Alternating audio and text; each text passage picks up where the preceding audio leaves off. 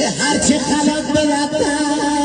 آخر جدل استینه غیر خالق یکتا کس لبن نامینه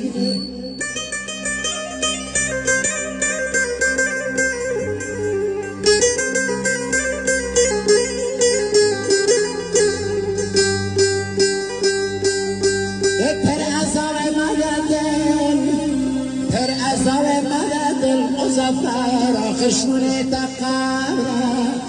هر عذاب مهدل آخر شونه تقبره لبن سری تخوال و لسر سری تکبره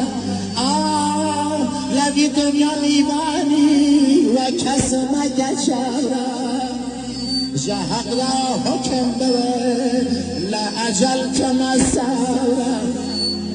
فکر مگه با دنیا گمان مگه با دنیا بی حساب و کتابه